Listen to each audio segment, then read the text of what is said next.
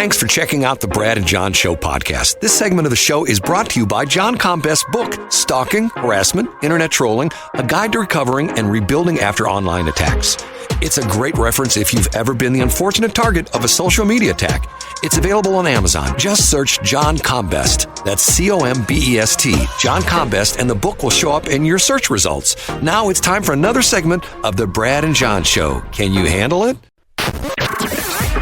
I'm Egbert, the owner of this station. Check out my website at egbert.com. That's E-G-G-B-U-R-T, egbert.com. Now it's back to Brad and John. Check out their website at bjshow.co. The BJ Show?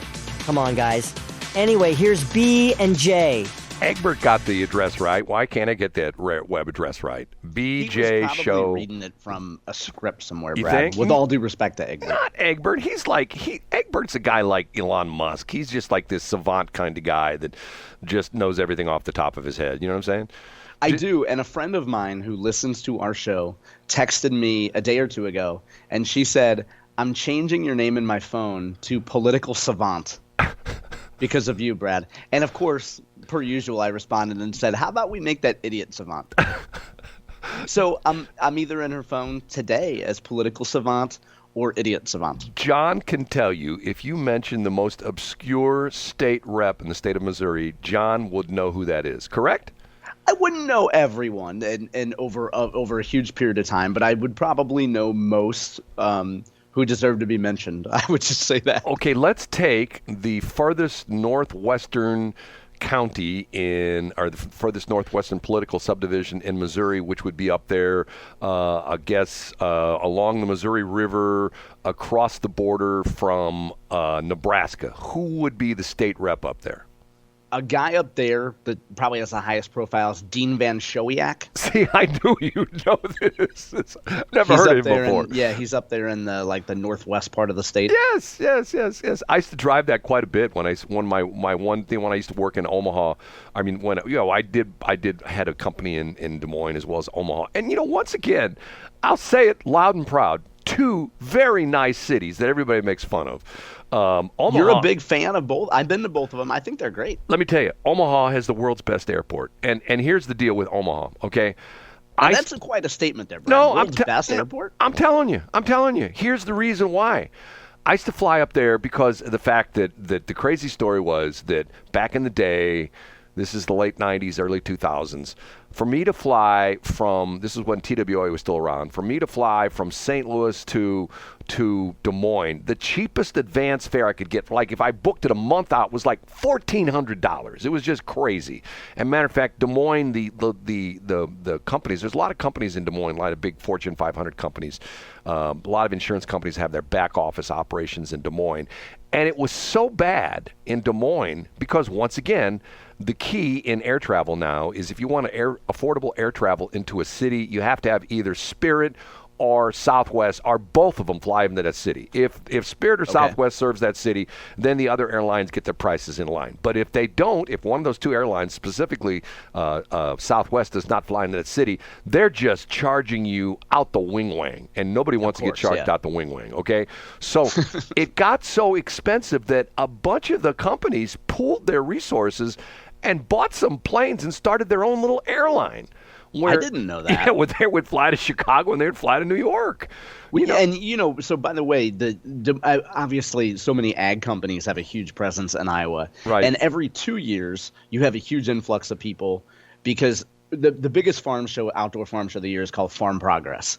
And it alternates between Boone, Iowa, which is about an hour drive from Des Moines. Do you know where Boone is? Oh, I do know where that is. Okay, so Boone every 2 years hosts Farm Progress, which is, the biggest event in Boone, Iowa, obviously, and it's only every 2 years, so it alternates with Decatur, Illinois.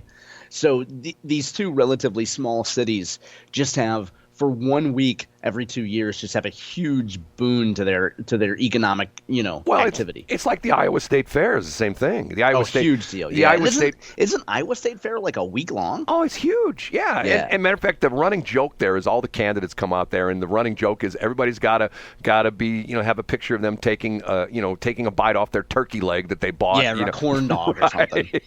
And matter of fact, who was the one guy? I think he passed away, but he was either a senator or a state rep who was the actor Fred. Fred Thompson. Fred Thompson. Okay. I loved Fred Thompson. I remember the story. I think he was in a couple of Die Hard movies, wasn't he, or something like that? Yeah, he was in like Hunt for Red October. Right.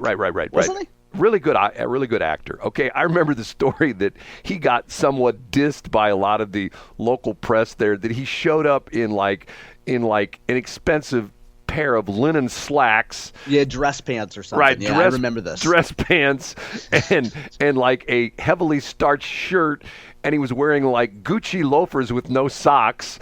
Yeah, and the local people were going like, who's he trying to fool? It's like, hey, there's nobody in Iowa dresses like that, Yeah, not at all. The thing, when I think about Fred Thompson, he announced his campaign. I think he went on Leno's show to do it. Right. And the thing that, because I liked Fred Thompson, I thought he was cool. I bought into his whole populist shtick, but he had one of these really annoying physical tics where when he would make a point, he would rub his leg and pat it. So like when you would see him on Jay Leno, he's just patting his leg and he looks like he's about to play patty cake or something like that. I think he's no longer with us. Yes, he died. I think he passed away, yeah. He died in 2015. He was an American politician, attorney, lobbyist, columnist, actor, and radio personality. Member of the Republican Party, he served as United States Senator from Tennessee from 94 to 2003. Thompson was an unsuccessful candidate, Republican Party presidential candidate primaries for the 2008 United States presidential election. Yep. Good-looking guy, a deep voice, had a little bit that, didn't have too much of it, but had that little bit of that Tennessee twinge in his voice, enough to make him, sort of stick out, like that kind of stuff. Okay, man, we're just talking about all sorts of weird stuff this morning. Okay, the point I was trying to make was, okay, let me go back to the Omaha airport. You get me sidetracked, okay? Yeah. I used to fly, because it was so expensive to fly to Des Moines. If I didn't want to drive the entire 6 hours, I would fly from St. Louis to Omaha, which was relatively inexpensive, and I would rent a car and I would drive across I-80 over to Des Moines, and that was my routine. How far of a drive is that? About 2 hours. That's easy. And you drive through. When you're driving in western Iowa, let me tell you, you see two things. You see lots of truck stops, because that's a big major interstate. Across the United States, the northern section. Not as much as 90, but it's still sort of up there. You see two things. You see that, and you see a lot of windmills. A lot of windmills up in Iowa, even back then. Okay, a lot of wind up there. Okay, so the point I was making was the world's best airport was, I obviously rent a car. And the way that airport was set up is that I had a little game I play with myself on my watch, which I wore at the time. I would hit my timer, and when I walked off the plane, in other words, when I stepped off the plane onto the jetway, I would start my timer.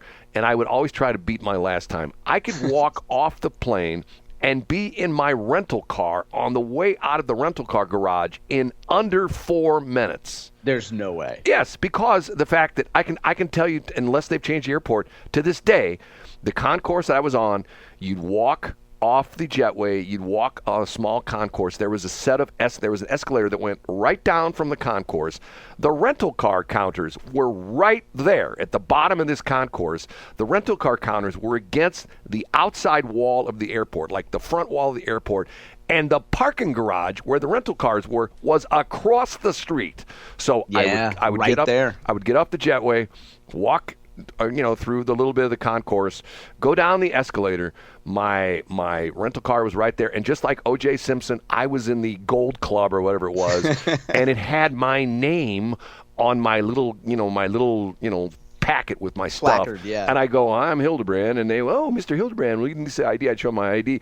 They'd hand me my packet and my keys, and they go, you're in row 22, slot A, and Hertz was on the first floor of the parking garage. Literally, you walk across the street. It's like 5-6 lanes of traffic, and you go into the parking garage, and Hertz was right there. So, I'm telling you, I think my best time was one day my all-time best time was 3 minutes and 42 seconds. And that shows, first of all, not just like airport layout, but just when you're not flying into some monstrosity of an airport. Exactly.